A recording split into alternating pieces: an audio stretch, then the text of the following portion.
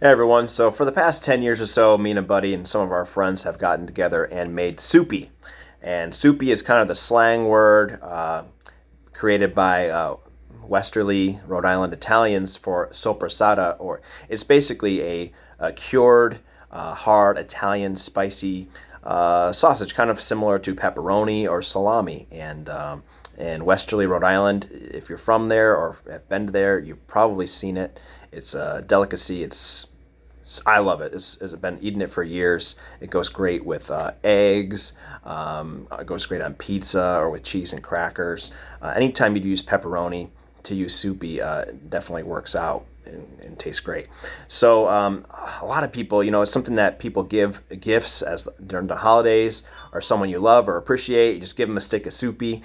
And a lot of people always ask, how do you make this stuff? And because you can't really find it at many stores. Some places you can, but it's just not the same due to all the preservatives and things that are put in them.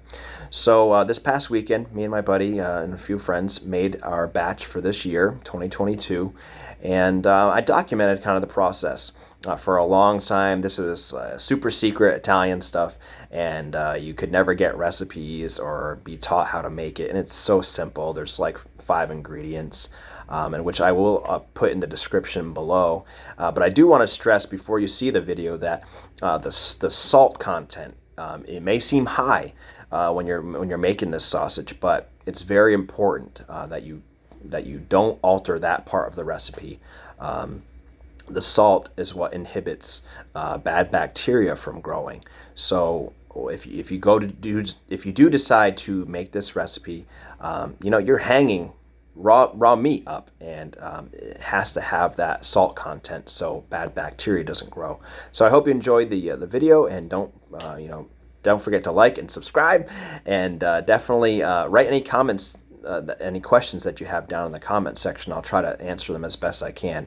I kind of just doing a quick voiceover. This isn't really my thing, making like super professional videos, so I did have to talk quickly, and I might have gone over some things maybe too fast, but I definitely encourage you to go out there and definitely make some because it's fantastic. Hope you enjoy the video. So here's a picture of some of the equipment: mixer, some bins, and some other items.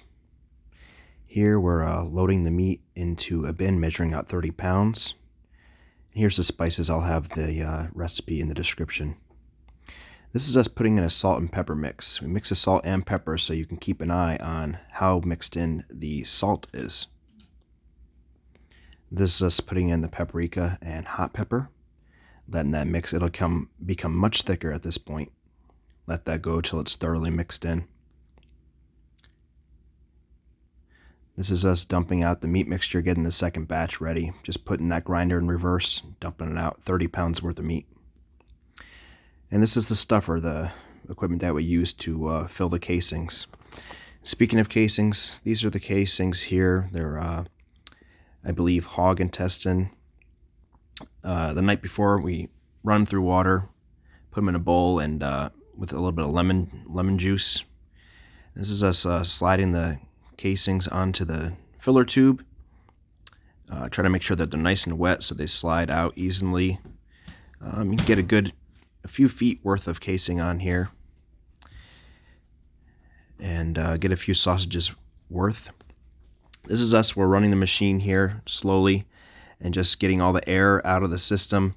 You can notice that the end of the casing's not tied up, so we're just kind of purging that air through, trying to get our first ball of meat through there. As you saw, the gentleman earlier was balling up the meat, getting any air pockets out, making it a nice and tight.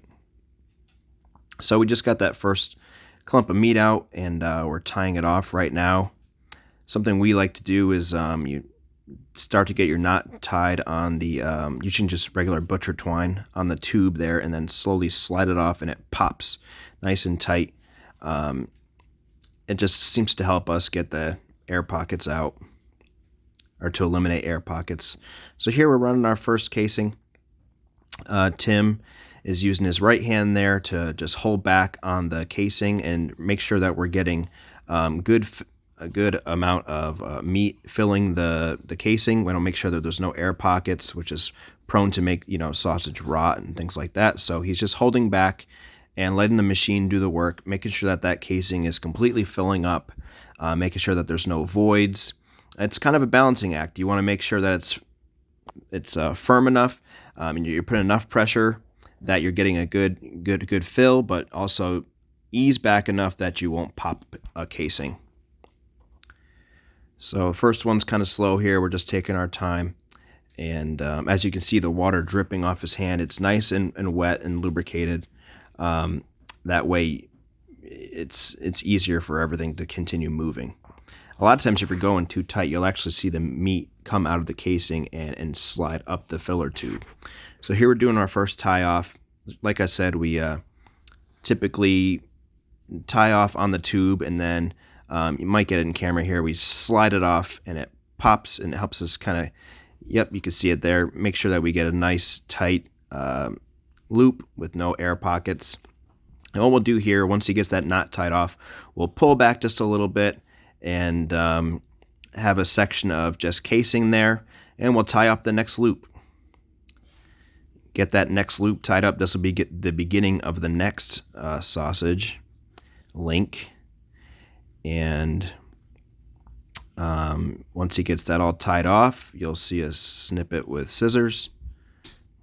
And then I think we'll go into how to body tie. So we snip that. Try to make sure that there's enough excess so that when you're hanging these up, enough excess casings so that when you're hanging these up, there's something for the string to grab onto. So here you can see I'm doing what we call a body tie. Take the two ends, move it up towards the center, and it's kind of hard to explain, but just loop them around each other and then tie a knot in the center, and this gives it added support for when you're hanging it up, so that the meat doesn't slide all the way down to the bottom of the sausage, and you get thicker on the bottom and thinner on the top. Right there you see a little pricker. It's used to pop any air pockets that you can see. And here's another example of us body tying. Like I said, you try to tie a loop down in the center there, and so when you're hanging these up vertically, there's just a little added support. And of course there's a little loop to hang these up. Here's just another example of us tying off a link. These typically, once they're all done, they typically hang for anywhere for 6 to 8 weeks, and usually in a basement, in an attic. We typically do it in the winter. It's kind of a holiday tradition. I'll try to put the specifics of temperature and humidity that's ideal for hanging sausage. Here's a finished product.